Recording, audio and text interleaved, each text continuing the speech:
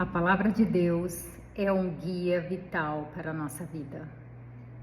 Não existe outra fonte melhor, não existe outra fonte que possa nos dar vida a não ser a palavra do Senhor Jesus. Eu nunca vi nenhuma outra e acredito que não haverá.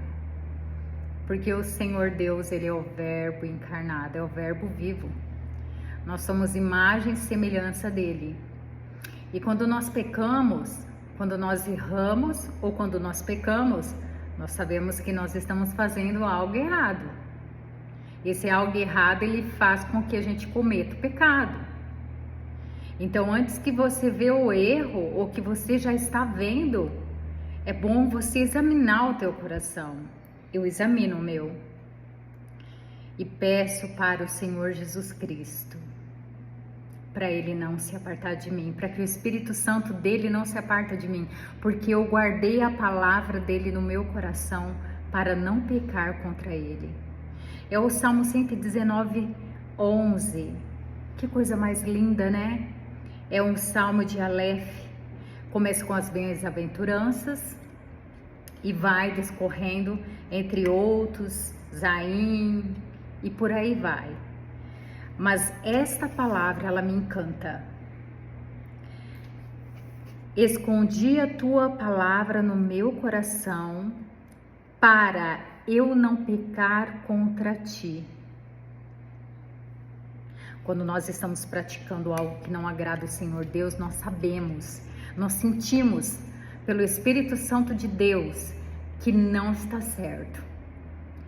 É difícil lidar com esse mundo espiritual, mas é mais fácil lidar com o mundo carnal, porque você faz e a carne ela chama, né? Para que a gente satisfaça, para que a gente libere dopamina, para que o ego fique inflado, enfim, tem vários outros sinais aí que nós temos neste lindo corpo que Deus fez. Mas hoje eu quero falar sobre o pecado.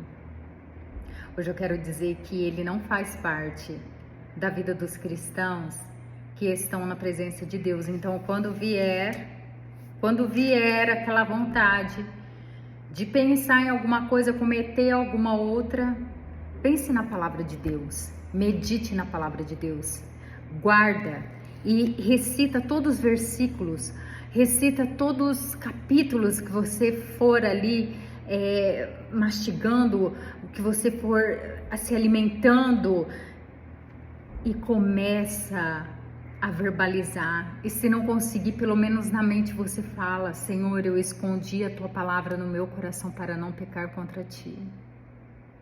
É tão lindo, é tão maravilhoso falar, mas difícil mesmo é agir. Eu sei como que é.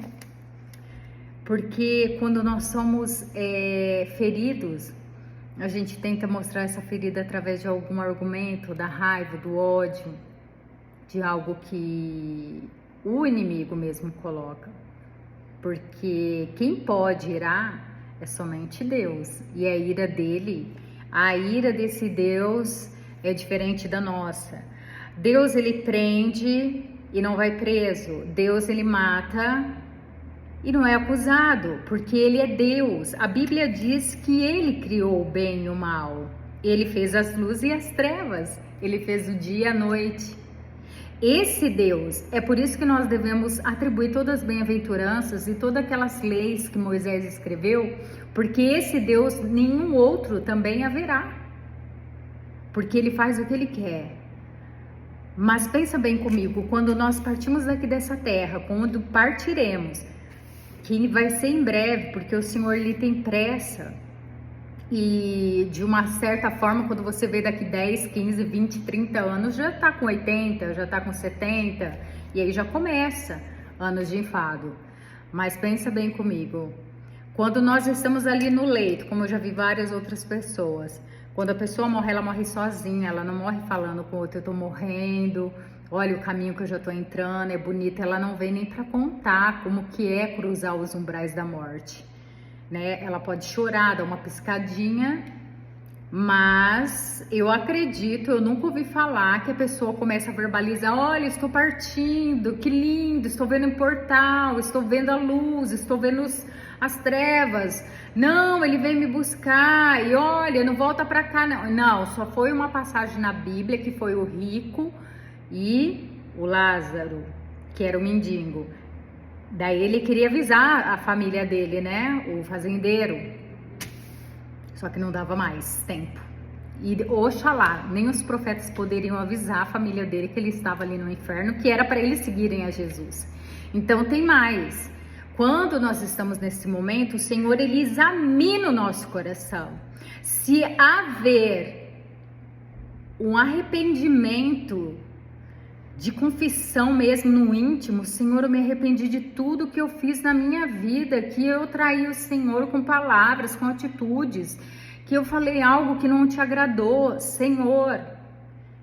Mesmo no pensamento ali, o Espírito Santo, ele vai examinar o teu coração e ele vai ver que ali o pecado, ele não se apoderou e você descansou no Senhor. Esse é o ato de arrependimento. Até o último fôlego o Senhor lhe dá essa oportunidade. Então guarde essa palavra no coração para não pecar contra Deus e para ficar no caminho dele, porque não há outro caminho. Não tem outra palavra que não seja essa. Eu tenho vários outros versículos para falar aqui.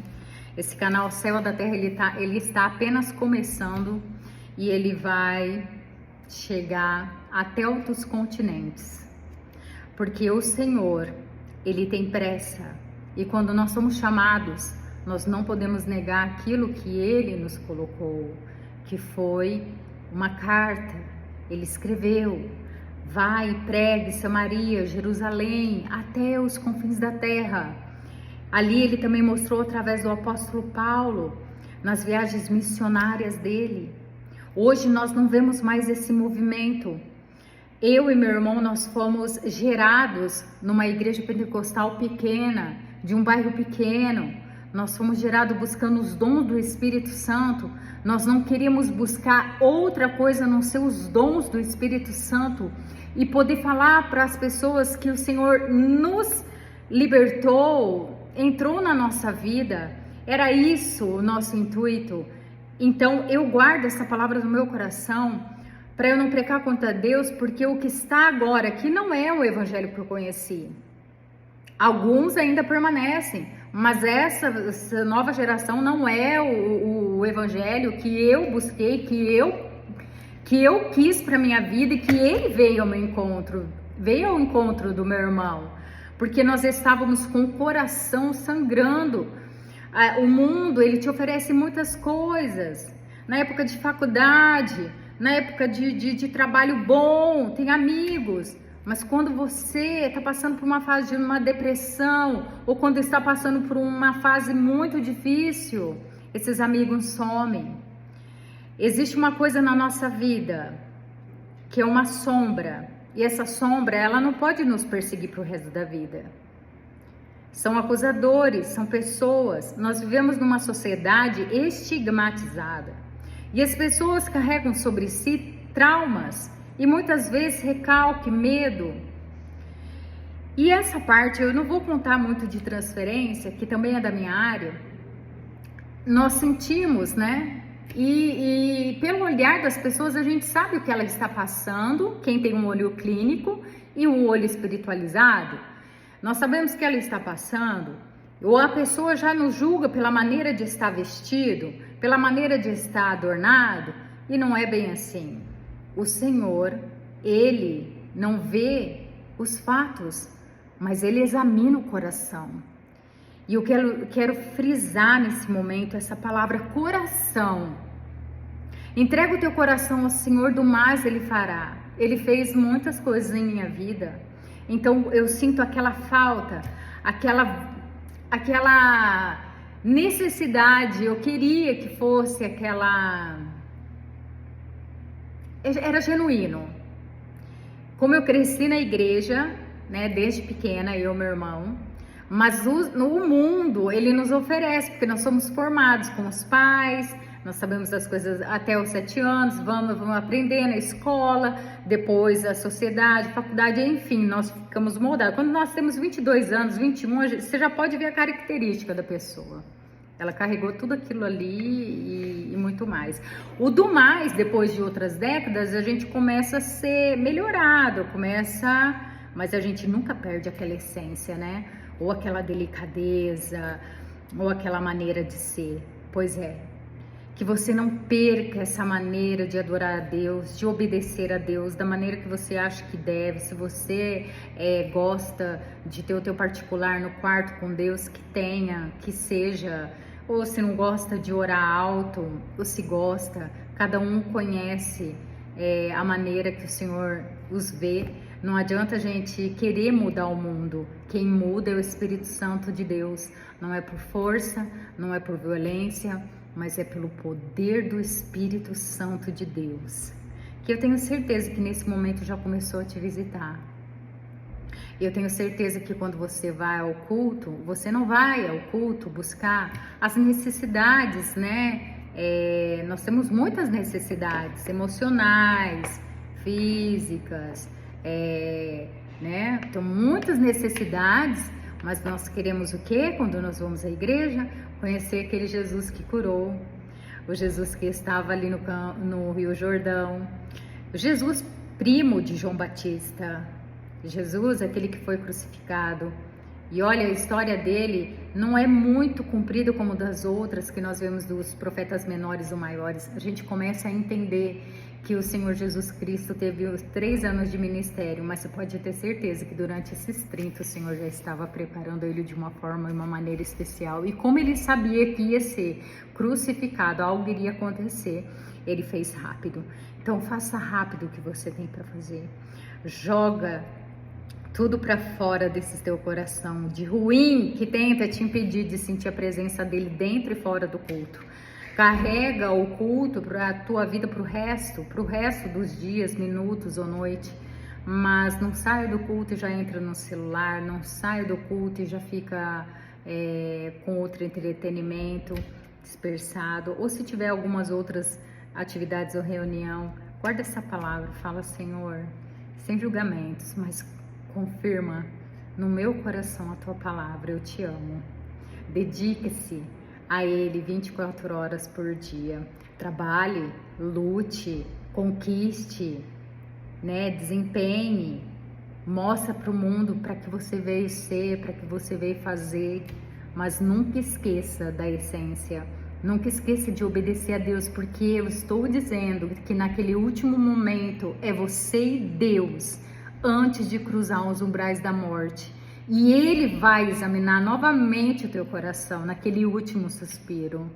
Oxalá diga, né, nesse momento, né, está livre, não precisa ir para o tribunal, não precisa, não tem acerto de como, o seu galardão já tá lindo, já tá, né, adornado, as contas já foram pagas, o último centil, como diz lá em Mateus, já foi pago.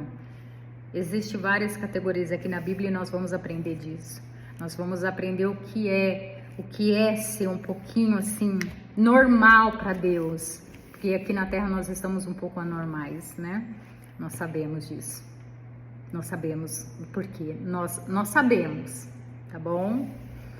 Fica com Deus, céu na terra, se inscreva, deixe seu like, colabore compartilhando, porque aqui vai ter muito mais, vai ter a realidade de um evangelho puro, genuíno, e que cada dia eu vou aprendendo, ainda que eu saiba, né? Eu vou aprendendo, ainda que eu fui formada num berço pentecostal, eu carrego isso dentro de mim. Deus não revoga os dons, nem revogou do meu irmão.